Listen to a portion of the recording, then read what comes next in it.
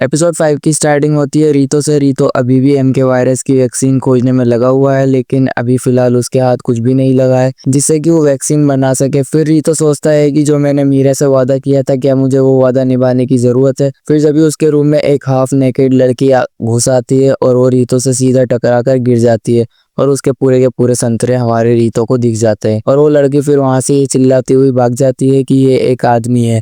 और जब ये हमें दिखाया जाता है कि रीतो पर कोई लड़की नजर रखे हुए है जो कि रीतो की नेक्स्ट अटेंडेंट होती है, जिसका नाम रे कातागिरी है। फिर हमें नेक्स्ट सीन में रीतो को दिखाया जाता है जिसमें कि लड़कियां उसके ऑटोग्राफ मांग रही होती हैं और रे उसी टाइम आकर बोलने लगती है कि वो लड़का एक ठरकी है जो किसी भी लड़की को देखकर उस पर टूट पड़ता है। वो दोनों लड़कियां रे कातागिरी को बाय बोलकर वहां से चली जाती हैं। रीतो को कुछ समझ नहीं आता वो बोल क्या रही है और रीतो रे से बोलता है कि ऐसा कहना गलत है। फिर रे रीतो से कहती है कि तुम हॉलवे में एक लड़की पर चढ़ गए थे ना। रीतो कहता है कि नहीं, वो सब गलती से हुआ था, लेकिन रे उसकी बात नहीं सुनती और उसे घिनौना बताती है। फिर रे रीतो से कहती है कि तुम ये सब ऐसे ही खुलेआम नहीं कर सकते, चाहे तुम कुछ चुने हुए आदमियों में से ही क्यों ना हो। और रे वहां से इतना बोलकर चली जाती है। रीतो कहता है कि जो भी ये बोलकर गए इस सब का क्या मतलब था। फिर जब भी रीतो के पास मीरा की कॉल आती है, मीरा रीतो से पूछती है क्या हम बात कर सकते हैं। फिर जब भी हमें नेक्स्ट सीन में रीतो को दिखाते हैं जो कि कॉन्फ्रेंस रूम में जाता है और मीरा से पूछता है कि इसका क्या मतलब हुआ कि तुम अब मेरी अटेंडेंट नहीं रह सकती। वहाँ हमें जापान ब्रांच की 2 हेड्स को भी दिखाया जाता है जिसमें से एक रीतो से कहती है कि अच्छा है कि तुम आ गए,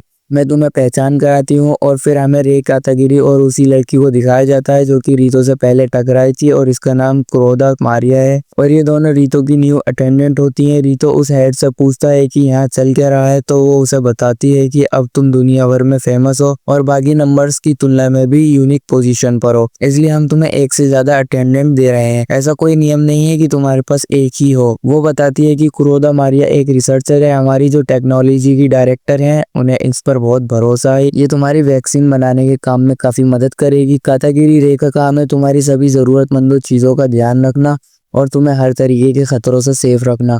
वो बाहरी दुनिया को अच्छे से जानती है, अगर तुम कुछ जानना चाहते हो तो उससे पूछ लेना। फिर मीरा सो वहां से चली जाती है। रीतो कहता है कि तुम उसे क्यों हटा रही हो। फिर दूसरी हेड बोलती है कि अगर तुम उसे इतना ही पसंद करते हो तो उसके साथ मेट कर लो।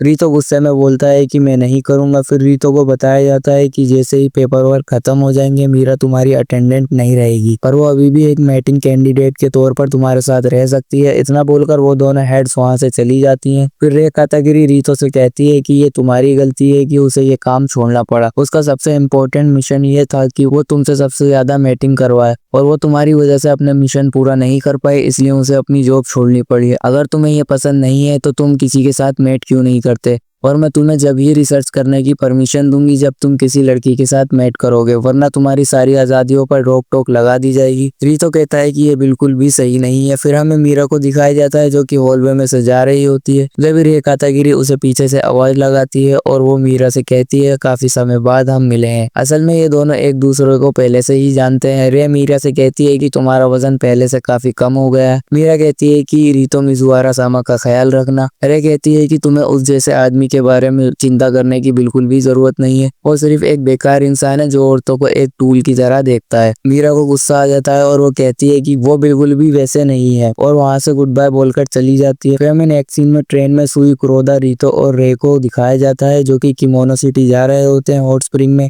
वहां पर एमके वायरस से रिलेटेड कोई इंपॉर्टेंट इंसान है। फिर क्रोधा रीतो से डरकर अपने कपड़े गंदे कर लेती है और वॉशरूम चली जाती है। फिर हमें मीरा और अकाने को दिखाते हैं जो कि दूसरी सीट्स पर बैठी होती है। अकाने मीरा से कहती है कि तुम्हें भी वहां जाना चाहिए। मीरा कहती है कि अब मैं मिजुआरा सामा की अटेंडेंट नहीं हूँ। फिर हमें क्रोधा को दिखाया जाता है वॉशरूम में वो चेंज कर रही होती है और रीतो भी बाहर ही खड़ा होता है क्रोधा से माफी मांगने के लिए। क्रोधा कहती है कि कोई बात नहीं, असल में मुझे आदमियों की आदत नहीं है। रीतो कहता है कि क्या ये ठीक रहेगा अगर हम भूले मिले, वैसे भी हम एक ही उम्र के हैं। क्रोधा थोड़ा ब्लश करती है और कहती है ठीक है। क्रोधा सेन को एमके वायरस के बारे में थोड़ी अच्छी जानकारी है। रीतो उससे ऐसे ही रैंडमली सवाल कर लेता है कि तुम्हें क्या लगता है कि इस वायरस का जन्म कैसे हुआ होगा। और जब हमें क्रोधा सेन की एक न्यू पर्सनैलिटी देखने को मिलती है, वो अचानक से रीतो से बहुत बात करने लग जाती है बिना हिचकिचाए, जबकि वो कुछ देर पहले रीतो के सिर्फ बोलने से ही डर रही थी। क्रोधा उसे बताती है कि इसके 3 रीजन हो सकते हैं, पर हम अभी नहीं जानते कि ये कैसा पैदा हुआ, तो कुछ भी कहना लेना सही नहीं होगा। और बायोलॉजी में वायरस जो होता है वो लिविंग क्रिएचर के रूप में नहीं माना जाता है। और जब रीतो को भी ये पता चल जाता है कि वो अचानक से इतनी बात करने वाली हो गई है, रीतो उससे पूछता है कि क्या ये मुमकिन है कि किसी इंसान ने इसे बनाया हो। फिर कुरोदा हैरान हो जाती है और डोर ओपन कर देती है और वो सच में बहुत डरावनी सी लगती है पहले के मुकाबले। रीतो उसे देखकर गिर जाता है क्योंकि वो पूरी नेकेड होती है। रीतो उसे कपड़े पहनने के लिए बोलता है। कुरोदा कहती है कि हम जा रहे हैं, हमें वहाँ कोई सुराग मिल सकता है।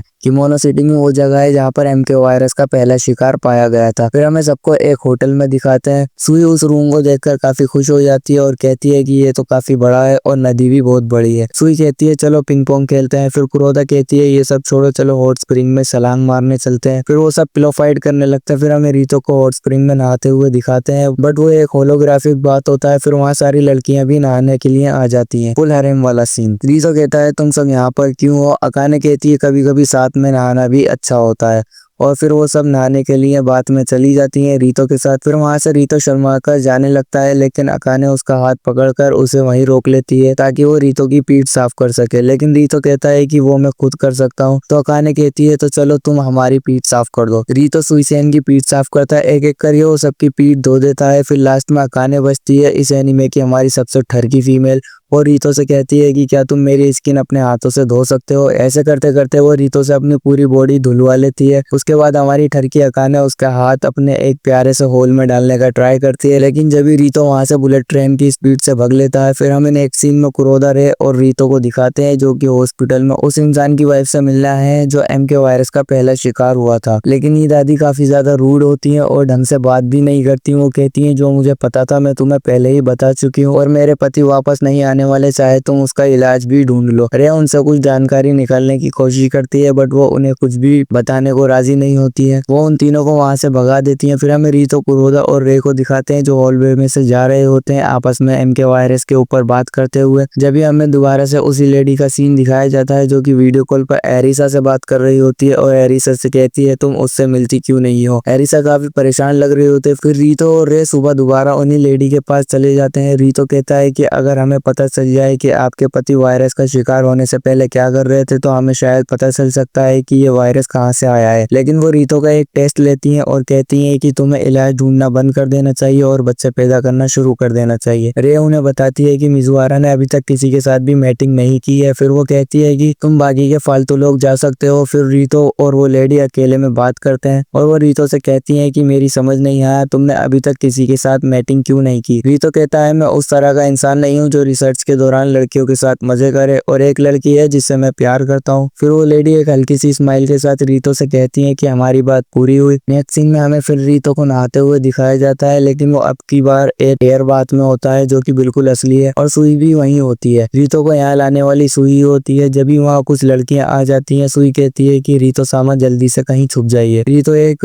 हॉट बाथरूम में जाकर छुप जाता है। जब भी वहाँ पर एक बहुत ही मस्त लड़की आ जाती है रीतो कहता है कि चलो मैं चलता हूँ, लेकिन वो कहती है अगर तुम यहाँ से हिले भी तो मैं चिल्ला दूंगी। तुम हंगामा नहीं करना चाहते तो यहीं बैठ जाओ। ये लड़की एक यूनाइटेड वुमेन गवर्नमेंट की एक बड़ी ऑफिसर है जो कि अमेरिका से जापान में कुछ जासूसी करने आई है और इसका नाम क्लोए मैंसफील्ड है। फिर वो रीतो से कहती है चलो एक गेम खेलते हैं, अगर मैं इस रूम से हार कर बाहर पहले गई तो मैं किसी को नहीं बताऊंगी कि तुम यहाँ पर हो, लेकिन अगर तुम हार गए तो तुम्हें कुछ भी मेरा एक काम करना पड़ेगा जो भी मैं कहूंगी। वो दोनों काफी देर तक उस गर्म रूम में बैठे रहते हैं। फिर क्लोए रीतो से कहती है क्या तुम मेरे साथ मैट करोगे? रीतो उससे कहता है नहीं, मैं सेल्फ कंट्रोल में काफी अच्छा हूँ। फिर क्लोए गिर जाती और रीतो उसे बाहर उठाकर लाता है, लेकिन वो वहां पर जानबूझकर गिरती है और वो रीतो से कहती है मुझे अपने मुंह से पानी पिलाओ। फिर रीतो उसे पानी पिलाता है, लेकिन जब वहां पर रे, सुई, अकाने आ जाती है। सुई कहती है कि रीतो सामा हमें छोड़कर एक अनजान लड़की के साथ मैटिंग कर रहे हैं। फिर वो तीनों वहां से चली जाती है। क्लोए उठ जाती है और कहती है कि ये कितना मजेदार था। रीतो कहता है कि तुम नाटक कर रही थी। नेक्स्ट सीन में हमें रीतो को उसी लेडी के पास दिखाया जाता है जो उनके कंधे दबा रहा होता है। मीरा और कुरोदा भी वहीं होती हैं। फिर वो रीतो को बोलती है कि यहाँ पास में ही एक बेकरी है, वहां से मेरे लिए बीन जैम लेके आओ। रीतो वो लेने के लिए जाता है, उसके साथ रे भी चली जाती है। वो लेडी मीरा से कहती है तुम अंदर आओ, मुझे तुमसे अकेले में बात करनी है। वो मीरा से कहती है तुम ताचिबाना एरिसा को जानती हो ना? मीरा कहती है कि हाँ, वो मिजुआरा सामा की बचपन की दोस्त है। तो वो कहती है मेरा ये मतलब नहीं था। जब भी हमें कुछ पीछे के सीन दिखाए जाते हैं जिसमें कि मीरा एक क्यूब में होती है और एरिसा उससे कुछ कह रही होती है। मीरा एरिसा को को किसी तरह से जानती है, जो कि अभी तक एनीमे में बताया नहीं गया है। फिर वो मीरा से पूछती है कि बताओ मुझे वो बच्चा कैसा है। मीरा कहती है कि वो काफी अच्छे हैं, ये अच्छी बात है कि वो वायरस का इलाज ढूंढने में मदद कर रहे हैं, वो सच में दुनिया को बचा सकते हैं और दुनिया को बचाने में सफल हो सकते हैं। रीतो काफी देर में आता है। वो लेडी कहती है तुम लेट हो, मुझे अब ये नहीं चाहिए। वो कहती है कि आज मैं थक गई हूँ, कल फिर से आना, मैं अपने पति के बारे में कुछ बात करना चाहूंगी। फिर हमें पिछले कुछ सीन दिखाए जाते हैं जब वो एरिसा से कॉल पर बात कर रही होती है। वो एरिसा से कहती है कि अगर तुम लेट हो गई तो तुम उसे खो दोगी। एरिसा कहती है कि भले ही रीतो को किसी और से प्यार हो जाए, मैं उससे हमेशा प्यार करूंगी। फिर हमें प्रेजेंट का सीन दिखाया जाता है जिसमें कि कोई उन लेडी के रूम में घुस आता है और उन्हें किसी तरह का इंजेक्शन दे देता है और सुबह तक उनकी हालत काफी खराब हो जाती है। रीतो कहता है वो कल तक बिल्कुल ठीक थी। नर्स बताती है कि वो कोमा में है। नर्स उसे एक फोटो देती है जो कि उन लेडी ने ही रीतो को देने के लिए बोला होता है। रीतो उस फोटो को ले लेता है और कहता है कि मैं उन्हें ये वापस करूंगा जब वो बिल्कुल ठीक हो जाएंगी, तो तब तक के लिए उनका ख्याल रखना। और यहीं पर हमारा एपिसोड 5 की एंडिंग हो जाए।